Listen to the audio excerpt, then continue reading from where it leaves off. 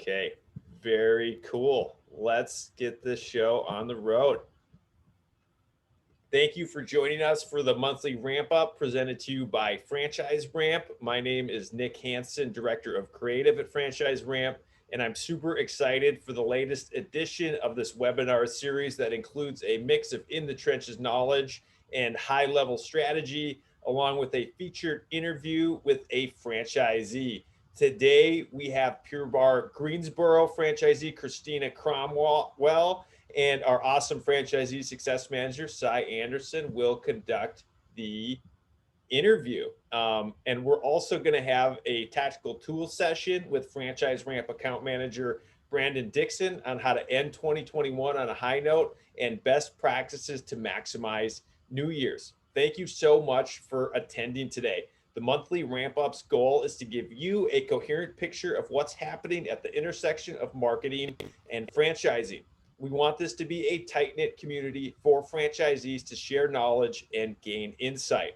Our mission at Franchise Ramp is to help franchisees realize their entrepreneurial dreams.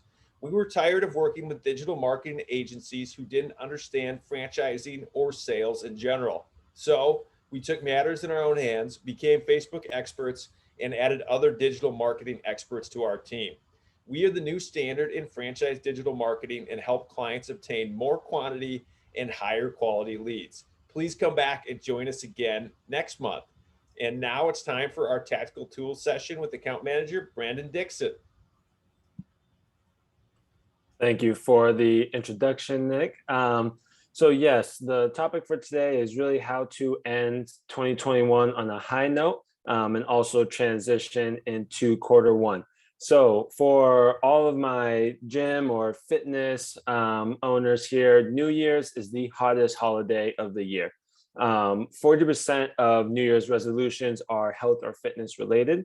12% of them, of all new gym memberships occur in January, where 80% of gym members that join in January will end up quitting within the first 5 months. 4% of New Year's resolutioners quit by the end of January, and 14% of New Year's resolutioners quit by the end of February. So as you can see, there were some of the numbers. The people that are going to end up joining, unfortunately, the chances are they're not going to stick the entire year. So really making sure we're hammering home that accountability aspect of whatever your offer is going to be, as well as promoting the community. Because I think one thing we can all agree on is that when people have others to work out with in a positive manner, they will feel more compelled to stick with your gym or your franchise. So Facebook has actually kind of coined this time after Christmas, before New Year's, as the fifth quarter. So during this time, you'll see a lot of retailers, a lot of e-commerce business kind of ramp down their ad spend. And then, they're collecting their profits from all the Black Friday and the craziness that happens there. During the fifth quarter, though, so the marketplace becomes a little bit quiet, which is great for fitness. Because again, going back to the last slide, 40% of New Year's resolutions do involve some type of health or fitness related topic, which means with this quiet marketplace, we have the opportunity to get in front of more people at a cheaper cost. We in the Facebook world call it CPM, so cost per impression. But all that really means is that it's going to cost us less dollars to get in front of more people, which is something we really want to capitalize. In terms of the sales cycle, as you can see there, you're usually looking to book these people within the first few days of January. Reason we say this is because if we were to do exactly what we need to, and let's say we start even on the 26th, so day after Christmas, usually it takes, about a week and a half for people to start clicking. And then you got to look at people's schedule. They're all coming back from holidays, coming back from work. So again, they're pushing it about maybe, another week, which is why we're looking at the first few days of January there in terms of booking. And then lastly, customers are looking to spend on themselves. Their families are out of the way. Their kids are out of the way. They spent all the money that they needed to, and whatever they have left over from, returning items or maybe getting new money from other family members, they're looking to then spoil themselves. And most of this time, this is in some sort of self-improvement. So going away from the fifth quarter and going into the first quarter and people's resolutions. So just another recap, 12% of all new gym memberships occur in January, where an average of 9% of new memberships occur in February and March. And then when you look at all the other months, you have about 7.7%. So, those first 3 months are huge, especially January, to really hammer home all the new members that are coming in, making sure that you're continuously in front of their phone screens or in front of their eyes with the ads and the offers that you're launching. Because as you see, once you get past March, it's more of a normalized and standard growth rather than the instant boom that we see, especially in January and going into February and March. As you see on the graph there, it's actually a great picture of what that progression looks like. So you have January, February, March, where gym is the top of everyone's list. That is their priority. They want to better themselves. I'm sure we've all at some point had some type of gym resolution where we're saying, we're going to start this year. We're going to be here every single day or 3 days a week, whatever the case may be. And then around April, you see that shift. So gym then begins to decline as people start to kind of fall off the wagon, or maybe life gets hectic again and they're not as committed to their resolution. And usually we see an uptick in fast food. Again, that the resolution, whether it was their diet or their fitness, that's hard to keep up for an entire year. So people usually start falling off after that 3-month area. And then during that, fast food, it's quick, it's easy. It's usually a direct correlation with someone's health. If usually when they're committed to the gym, they're cooking for themselves, having their own meals, where vice versa, when that starts to slack off, you see them picking up fast food because it's quick, easy, you get it done without having to go through the process of meal prepping or making your own home cooked meals. Next slide, please, Nick. Thank you. So this is what we call the first quarter timeline. So we start with pre-New Year, so that fifth quarter that we talked about. So we're going from really December 23rd, because usually around that time, that's the last day of holiday shipping, up until January 1st during that fifth quarter. So, or pre-New Year's, whatever you would like to call it. Really focus on starting off your New Year's right, getting a head start. So, really hammering home that they have essentially a week before the new year. So why not get a jump start on your fitness or on a better you? Those are some quick taglines we usually see. And then we get into actual New Year. So, January 1st and on. And now we're looking at, let's put 2021 behind you. Let's, de-stress from 2021, because just similar to 2020, it was a hectic year with COVID and all the other changes that are happening. Sometimes we were maskless, then we had to go back to mask. So really focusing on letting go of the stress, or maybe COVID got you off track. So let's get you back on track and starting the year off right. The famous one I think everyone knows is the new year, new you, or new year, new me, however you want to coin it.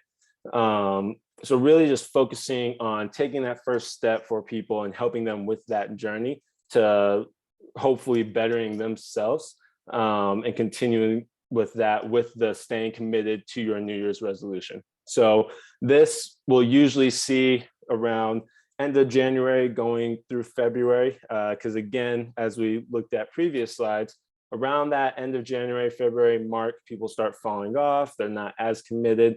So really hammering home just as constant reminders to staying committed to your 2022 resolution. Picking up from those people that maybe made that resolution in January and just haven't really committed to it yet.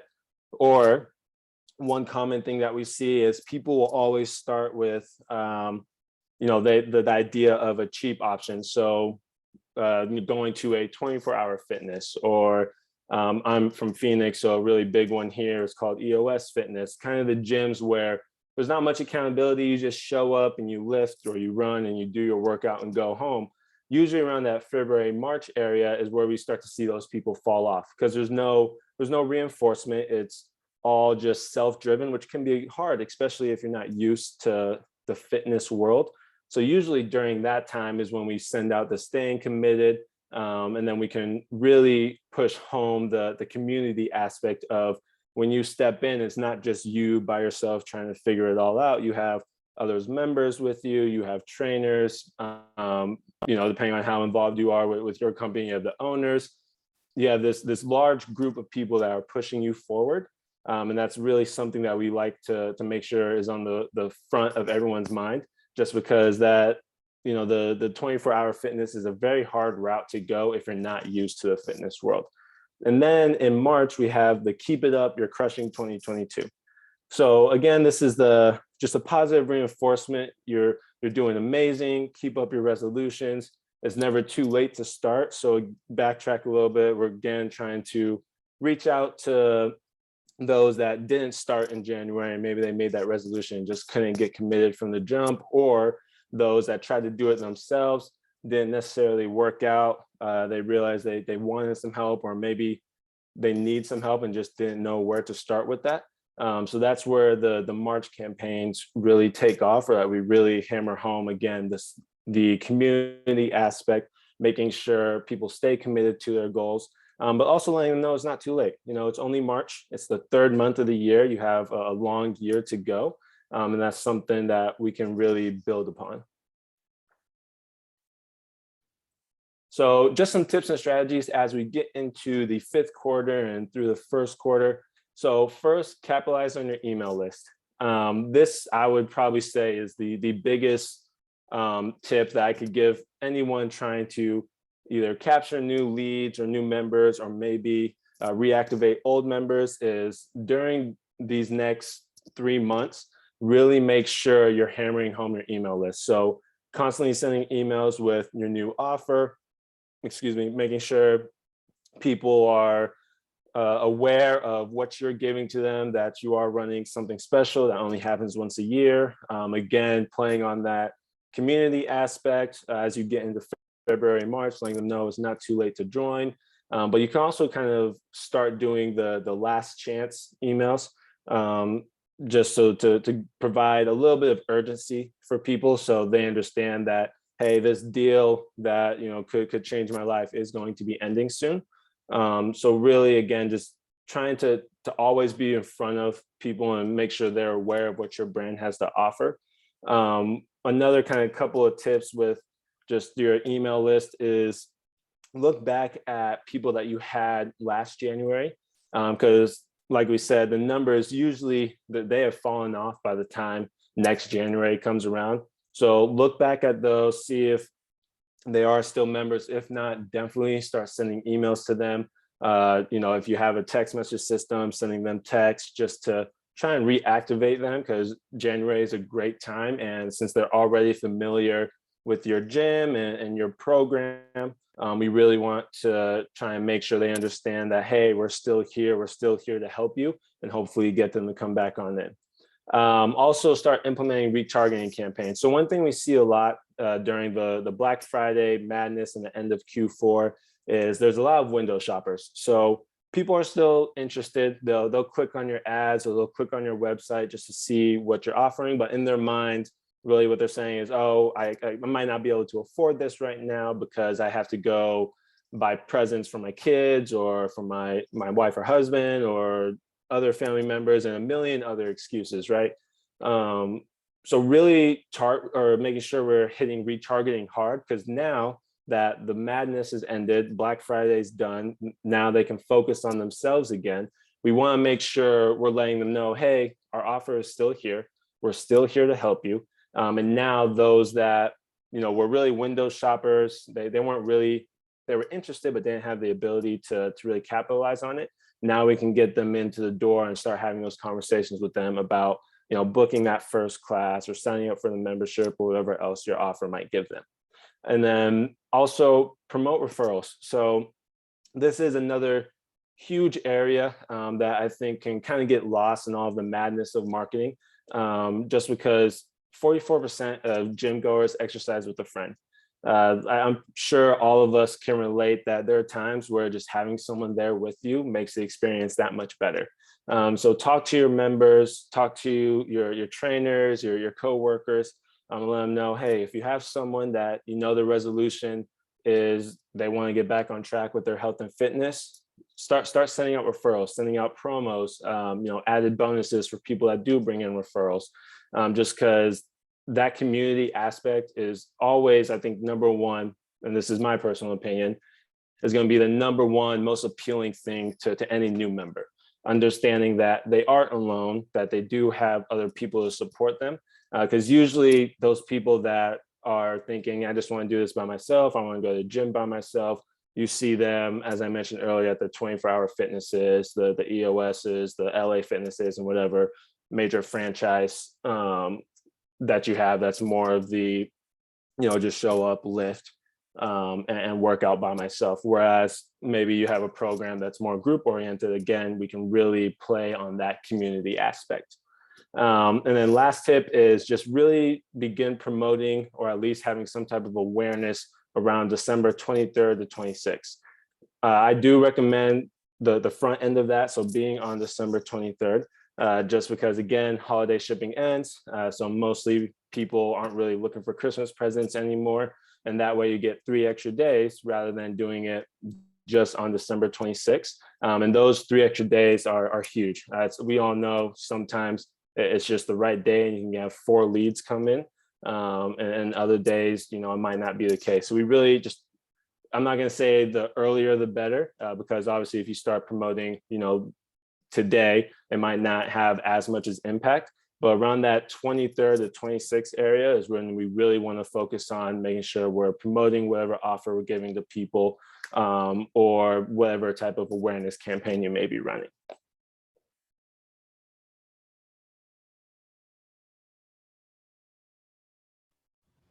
Awesome. Thank you so much, Brandon. That was super informative. Please message us in the chat or in the Q&A function if you have any questions about Brandon's presentation. And now I would like to introduce our franchisee success manager, Cy Anderson. Thanks, Nick. Appreciate the intro. Also, thank you to Christina Cromwell of Pure Barre Greensboro and Greensboro New Garden in North Carolina for joining us today and taking some time out of your day to share your experiences and the insights you've gained so far as being a franchisee. I have to say that I was so happy that you agreed to be the speaker today. I know we've only been working together for a short time. Your studios began working with us, I think, just back in the fall. But I knew as soon as we met that you were super engaged, multi-studio owner, and I absolutely loved your background. I found it so interesting, and it was just filled with tons of valuable takeaways for current and also future franchisees. So to kind of help everyone learn a little bit more about you, can you start by just sharing some of your background with us, pre-Pure Barre? Absolutely. So I was born in California, lived a few years there, and then I moved to North Carolina, and I played soccer my whole life. I never was a dancer or anything of the sort. And then I ended up going to college to play D1 soccer and ended up breaking one ankle and severely damaging another. And just life as I knew it came crashing down. So I ended up transferring schools. I wasn't able to play college soccer anymore. Really every aspect of my life changed. And I ended up transferring to UNC Chapel Hill. And after a few years, after surgery and rehab and all that stuff, I started getting back into working out. And a friend of mine brought me to a Pure Barre class. There's a Pure Barre in Chapel Hill, not far from school. And that's where I took my first class and fell in love, started being a teacher there. And then I met Jennifer, who's in the picture with me on the slide. And she actually played tennis at UNC and at the University of Kentucky. And she was in her 5th year. She had used up all of her eligibility. And I dragged her to a class and I said, listen, come try this thing called Pure Barre. And she thought I was crazy. But then she fell in love with it too. And it really just started as an idea as college roommates. I said, let's open a Pure Barre. And I had to nag her to fill out the application. But we did it. And then they asked us to interview. And all from there just happened really fast. And she's actually from Greensboro. So corporate actually suggested us to open one here in Greensboro. So we went for it. And now we have 2 studios and we're doing well. So, life is good. Oh, I love that. Thank you so much for kind of sharing your background and insight into how you got to be where you are now. But what was it, do you think, that inspired you to become not only a franchise owner, but specifically a Pure Barre franchisee owner? So it sounds like it was really just your love of Pure Barre, or was it exciting, the idea of you starting a business with your best friend? Both. And I just am a natural leader in some way. So, that whole idea of doing it, like I've always been the team captain and things like that. So it just was very fitting and, my personality. And I loved Pure Barre. I loved the clients there. And she quickly, felt the same way. And we were looking for a job as we were getting ready to graduate. And we were like, this would be our dream job. So, that's kind of how the idea was born. Do you think you were prepared for the journey you were about to embark on? Do you think that maybe being unprepared kind of helped you navigate the system? Absolutely. We had no idea what we were doing. We had no plan. We just had passion and drive and hard work. And we knew that we believed in it. And we knew that because we believed in it, we would figure it out. And I think not necessarily knowing a lot also helped us because it took away the fear factor. I didn't really think about business failing or us going into debt or anything because that had never happened to us before. We've never had to, handle that. And I think that was a blessing in disguise. We had our families to support us, and both of our parents, our dads are, businessmen. So they, kind of were our mentors and guided us through the process too. Oh, I love that. You kind of knew that there were a lot of unknowns, or I guess maybe you didn't know so much, but you still jumped right into becoming a franchisee owner 100%. It really is stories like this that makes it so valuable for me, and helps me enjoy what I'm doing, working with franchisees. It's really learning more about each of them, understanding the journey that they've been on. Now I get to work with a lot of clients from all over the country, and I'm pretty sure you're the only one who had the drive and desire to start a journey like this before even graduating from college. I can remember right before I graduated, I was probably still eating ramen noodles and SpaghettiOs. So tell us more about that experience and the challenges that you encountered along the way. Yeah, it was hard to balance. I found myself skipping class towards the end of my senior year a lot to do Pure Barre related things, to go look at offices, to lease, to meet with lawyers, all of those things that I didn't know existed.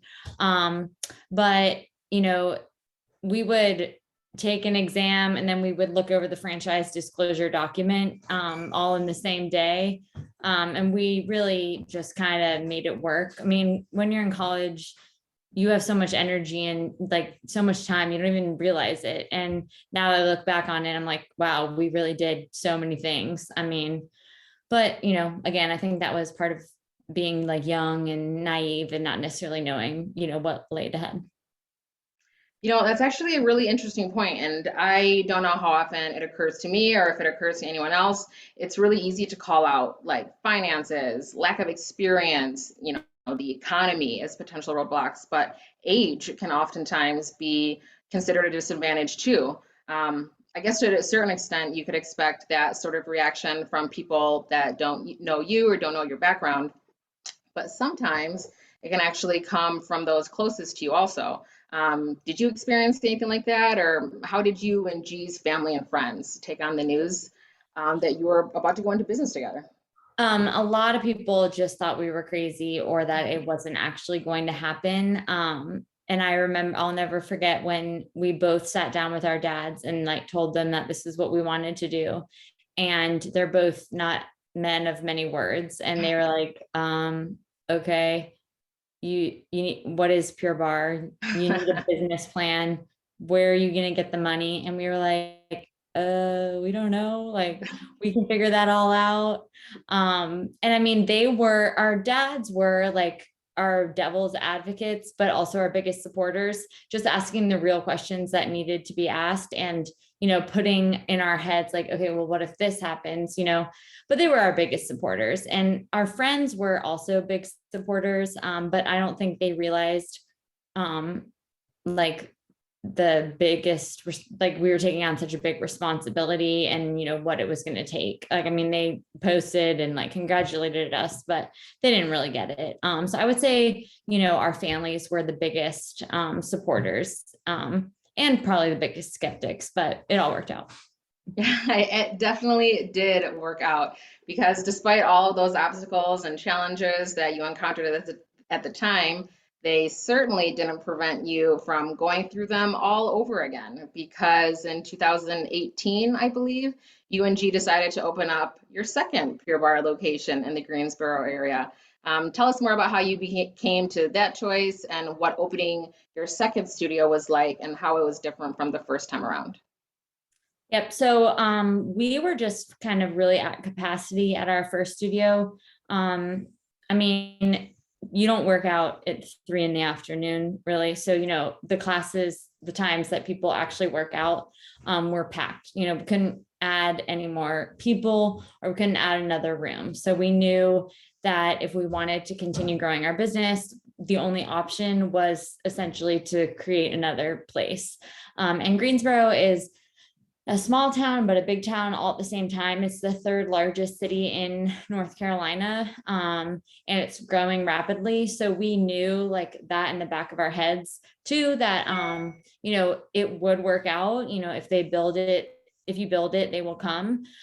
So we opened up the second studio. It takes about, 7 minutes, no traffic, maybe 15 minutes with traffic, to get from one studio to the other. And we did the first studio like at an intersection of a bunch of busy roads in Greensboro. So we were sure to make sure we did that for the second studio too, and kind of target certain neighborhoods that we knew, had the income and, our clientele basis that we wanted. And opening the second one was hard.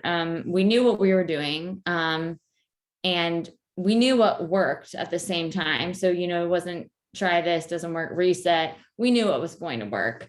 But it also, took people and money away from our other studio. So that one became less profitable, as this one, had so many more expenses, and, both were profitable, but it was a struggle for a while, a little bit longer than we expected. But now it just took a few years of us, putting as much dedication and time into it as the first studio. I mean, we were older, and, we didn't have as much time as we did the first one, to spend every waking minute of there, because now we had to be in 2 places. So it was definitely a learning experience. But I mean, it worked out, and we just worked hard, and we knew it would work. And so we just believe in ourselves, and, make our work match that. Yeah, absolutely. And, having a studio that has full classes and is essentially kind of busting at the seams, that spurs on the motivation to start a second location, not a bad problem to have, I guess some would say. So kind of tell us more about that. How did 2 young women, fresh out of college, execute such immediate success? Was it like an amazing pre-sale? Do you think it was just, being prepared at the right place, at the right time? How much do you think digital marketing kind of contributed to that success, and or your grassroots efforts? Well, it's interesting because we opened, over 8 years ago, and Pure Barre Corporate has had a few different owners since the time that we've been in it. And there was no such thing as pre-sale or really anyone to help you do anything. You got a checklist, like get an LLC, get your lease, little things like that. That was it. And so we just went through the checklist. But I mean, there were no marketing agencies that they connected us with. I mean, none of the above existed. So we just kind of did it ourselves. And I mean, we relied on grassroots marketing a lot. My business partner's family is pretty prominent in Greensboro. So they supported us. And so then we would get a lot of family friends, and, word of mouth is huge. And obviously we used Facebook. We didn't even have Instagram when we first started. But it really was just us there every single day, sun up, sundown. And we really worked to make a connection with every single person. And we did events each month to kind of build our community up, and really focused on community, and then kind of just kept that as the building block. So more people would bring people and focus on the client experience, so that every experience was awesome and nobody really had anything negative to say. That is incredible. I just want to circle back around to that for a second, just in case some of our listeners didn't catch that. No pre-sale plan. She was given a checklist, and just through, blood, sweat, and tears, and some really a great community events, you built up your first studio that allowed you to build up your second. It's a pretty phenomenal story, and just kind of a testament that passion, energy, consistency, work ethic, those intangible assets that you have that can really make or break a business's success. So now we know more about you, your background, your successes, the challenges that you've not only faced but have also overcame. What do you think is the biggest takeaway for other franchisees that may be facing a similar situation as you? Like if you had the chance to sit across from Christina circa 2013 before you opened your first studio, what would you share with her? I would share skip senior bar golf again, so you can go look at places to lease, because that was a smart decision. And I would just say to stay motivated by yourself and your ideas. And if you put the hard work in, it will pay off, but you have to be consistent. I mean, Jennifer and I, pretty much every single day, we would wake up, we would do a workout together, and then we would just sit for hours and start working on things, every single day. And slowly but surely that built up. And, the success came after time of constant hard work. And, if I told myself, like, if I was talking to myself, it would be, relax a little bit more and maybe stop working. But at the same time, we're successful. So, because we didn't stop for so long.